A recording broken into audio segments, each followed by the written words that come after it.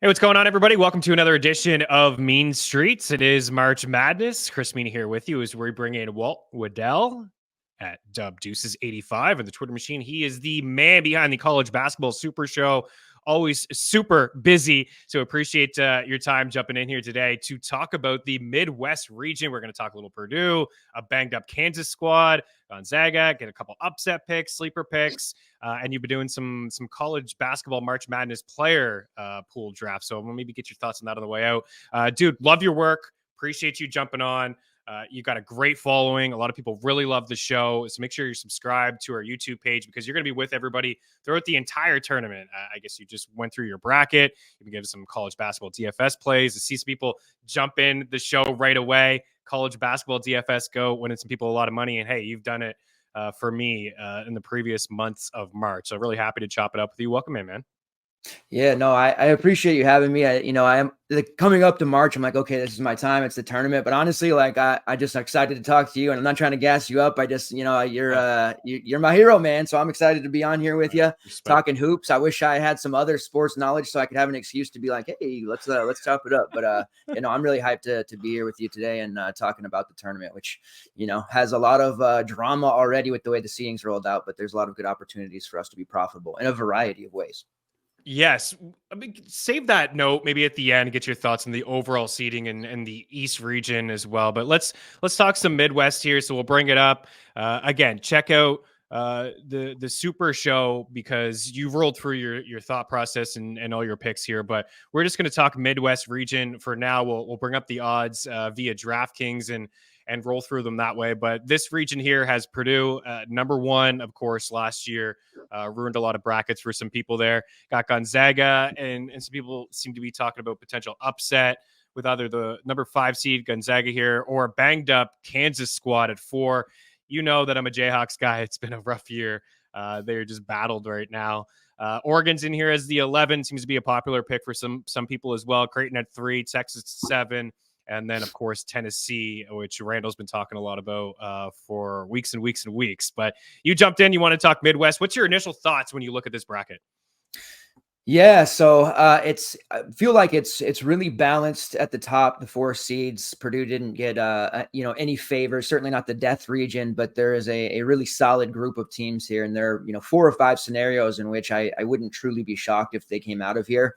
I do think that Purdue gets the monkey off their back and advances 1 or 2 rounds here. But my first look, the 5-12 and 4-13 matchups, I think there are some big time upset potential. Not to dog on your Jayhawks because I did think they coming into the season they were going to be the clear number 1 or number 2 seed.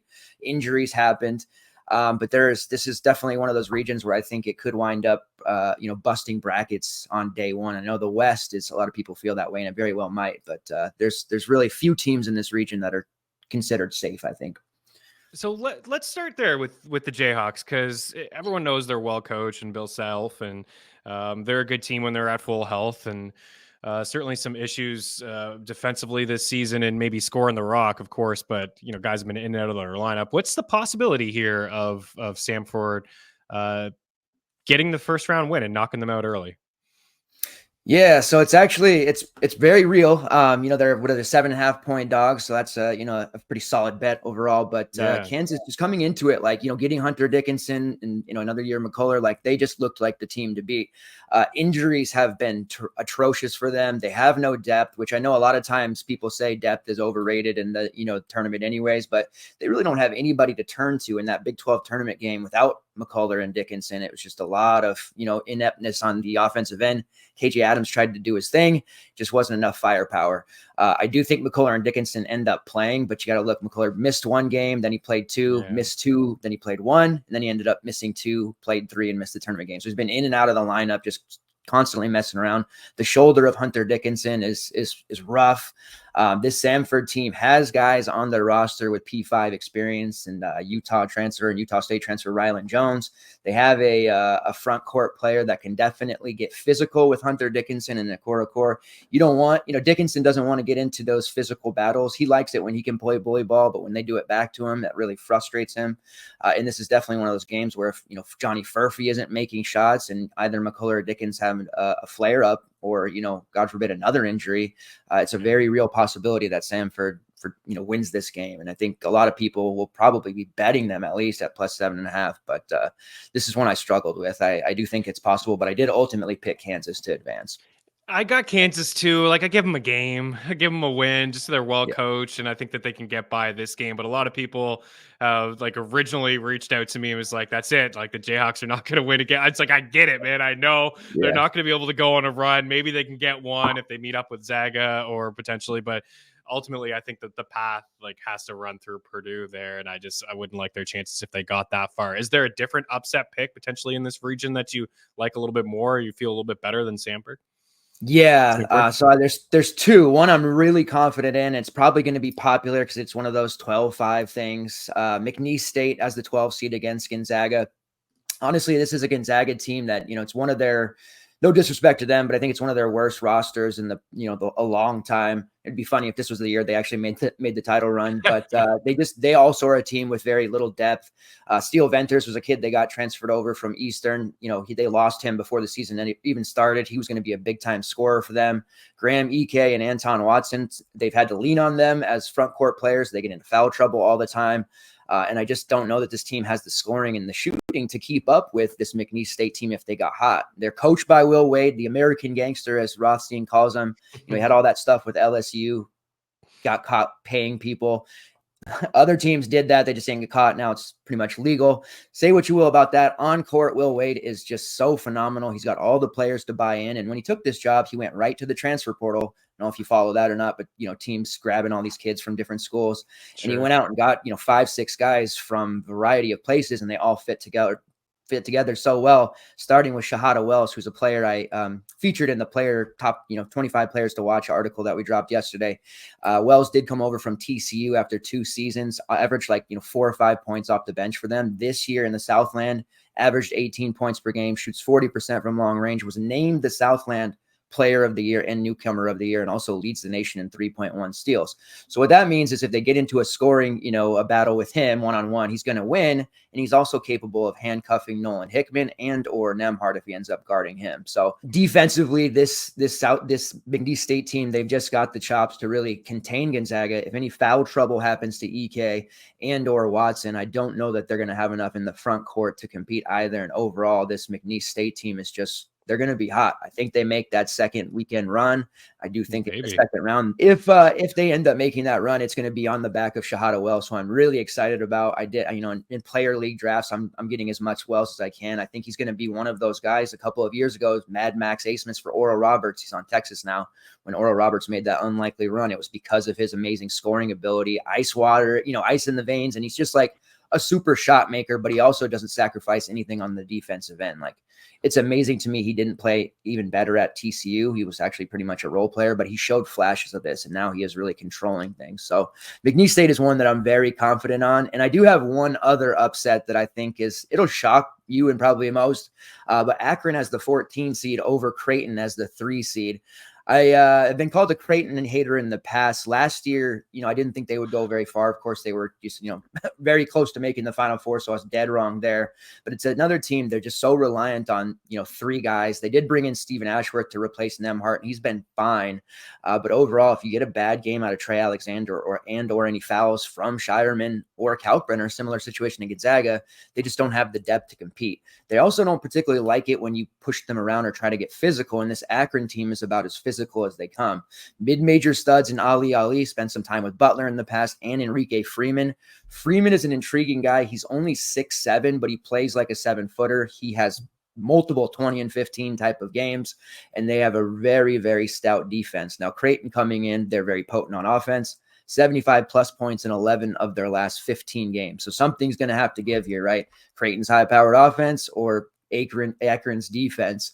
It's plus 12.5 in the Akron, their dog. That's a really, really good price at 12.5.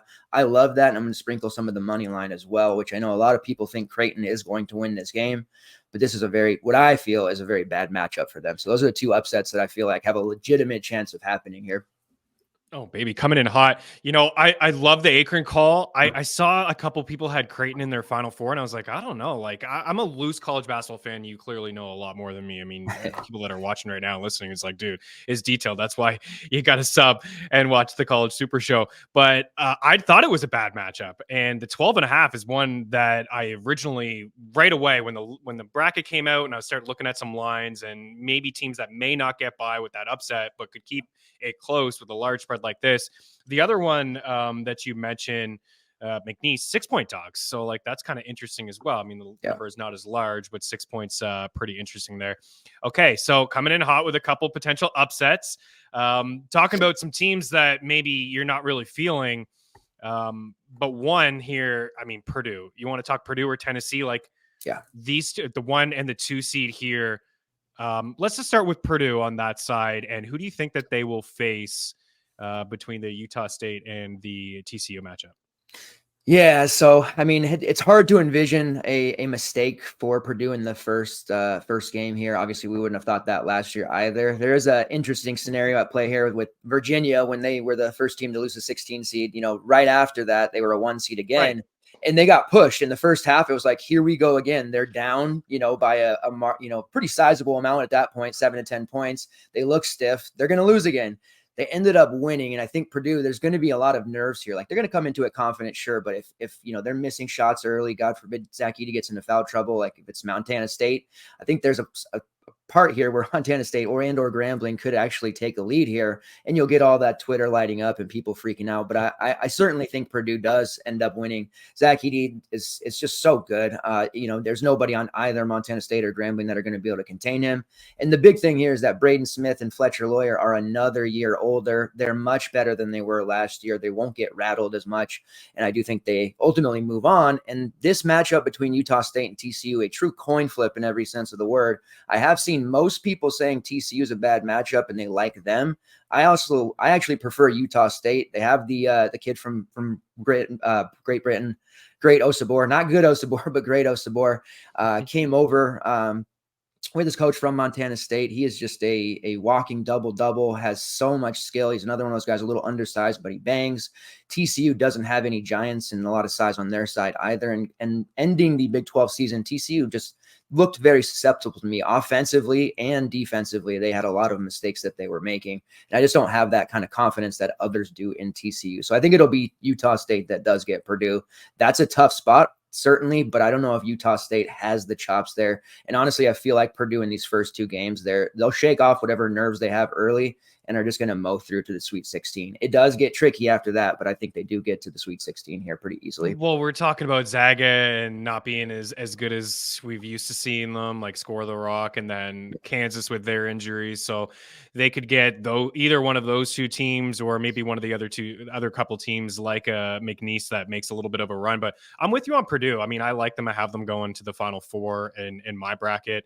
I have them meeting up with Tennessee. It's a little bit of a chalkier kind of build for me there. But I think there has to be something to be said about learning how to lose before you learn how to win. And what you said, right? These guys are a little bit more experience, like having that tough loss last year.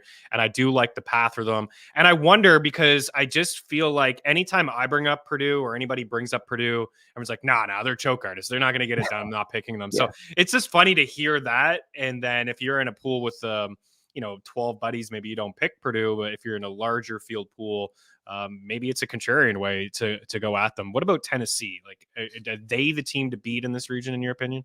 Yes, they are. And I say that kind of like, here we go again, because there's a lot of talk about Purdue, being choke artists. And one thing happens and they're branded with that for life. And Virginia had to win a title to kind of shake that. With Tennessee, it's all about Rick Barnes here. He hasn't been in the Final Four since 2003 when he was at Texas, and he had TJ Ford on the roster long time ago. And it's crazy to think like 2003 was that long ago. Dang. Wow. But I do like the Vols. Them getting bounced in the SEC tourney relatively early. At the time I was like, oh good, I don't have to buy into Tennessee. I don't have to pick them to the Final Four and get ruined by Rick Barnes again. But as I'm sitting here watching the brackets be revealed and seeing the pairings and seeing who they are in the bracket with, I'm like, maybe it's not such a bad thing that they lost in the SEC tournament, because I do believe there is some merit, like you had said, losing sometimes is better. Like if you go into the tournament like on a big winning streak, you get maybe a little complacent. Having a loss right before, you know what that felt like, you're ready to go, and you're going to do anything you can to prevent that feeling once again. The Vols are very stacked. They have Dalton Connect, who I am supremely high on. Coming out of Northern Colorado when he hit the portal, I thought North Carolina should have done everything they could have to get him. He would have been the perfect player for their roster. They didn't get him. They got a different player in the Ivy League that didn't contribute.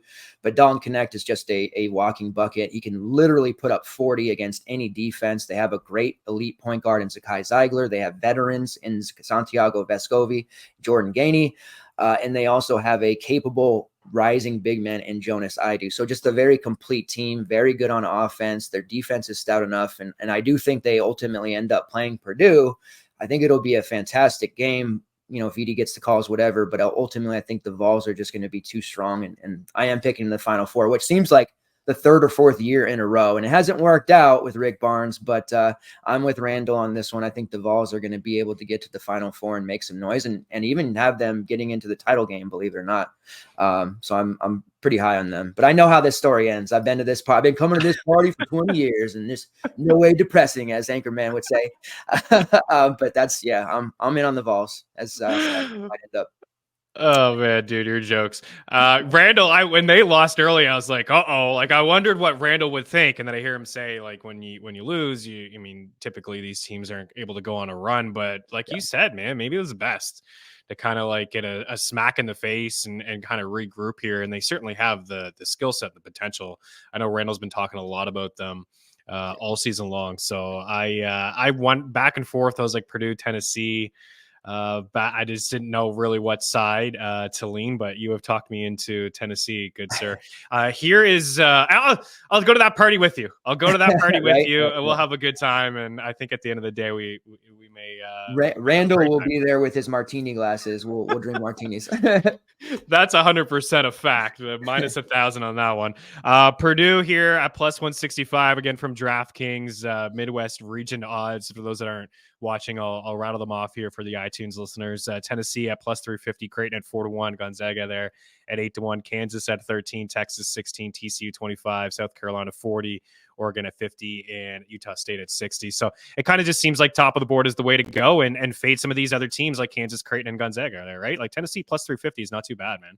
No, and some of the other regions like, Baylor, and I even like Wisconsin, like you can pick some, favorable odds there and feel good about it. I just don't feel good about picking anyone here besides Purdue or Tennessee, and plus 350 is plenty. Like you said, for me, I don't have to get, too crazy there, like trying to take a plus 5,000 Oregon or something like that. So yeah, I'm on the Vols there, and I like obviously Purdue to an extent. Before we get your Final Four, I know you took part in a player draft. You mentioned the article that you wrote. Going to put a link inside the description of this video for people to check out. How did that draft go? I don't know if it's still going for you. And do you have any secrets, any tips of a player that, like if people are drafting here in the next 48 hours, a player or two that maybe that they should have on their radar? Yeah. So I took part in a Sirius XM RotoWire draft. These player drafts actually are becoming increasingly popular every March, just basically trying to draft from teams that you think are going to make it, far. Yeah. That's pretty much the main strategy, is trying to stack those teams. I got to pick out of the 4 spot there, and it went Tristan Newton, Zach Edey, Donovan Clingan, obviously people trying to take the Huskies. So that made Dalton Connect fall into my lap there at 4 without having to really do much. On this, the turn there at the second round, I just grabbed another player in Zakai Zeigler and ended up stacking the Vols. So I have 3 of the main pieces from Tennessee, and then I went and tried to take players from teams that I think might make the Final Four. Obviously, UConn wasn't really available because everyone jumped on them. I have the Badgers actually going super deep, so I took AJ Storr, and then trying to take in the later rounds, high upside guys that are on mid majors like Shahada Wells, Tucker DeVries, people that maybe aren't being looked at as much because, they're only going to win one game, if that, most people's mindsets.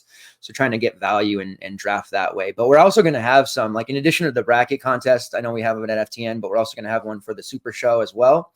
We're going to have a few draft leagues with players too. So I'll be posting all that information on Twitter and the Discord, but we got lots of stuff planned for contests. Love it. So make sure you're following Walt Dub Deuces 85. Subscribe to our FTN YouTube page. You get notified right away when you go on. I know you go on late, but man, you always have a crowd with you. I'm a night hawk. I like to sit back. I may not have a martini Right. like a guy Randle, but I may have a bottle of vino there, and I like sitting back. Always learn a thing or two from you for sure. So appreciate you. On the way out, do you want to share Final Four?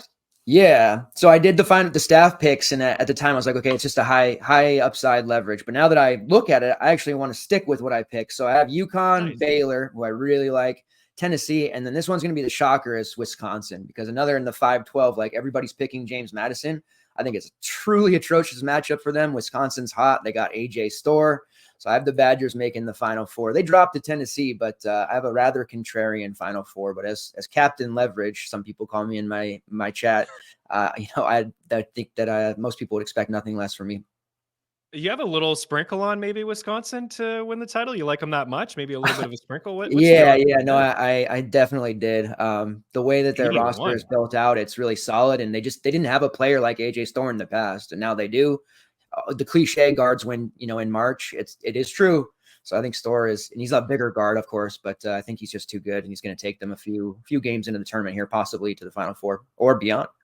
Love it. Love the bold calls. 16-1, seeing the prop shop there to reach the Final Four over at DraftKings and Bet Rivers, and some pretty decent odds for them to win the region, of course, there as well.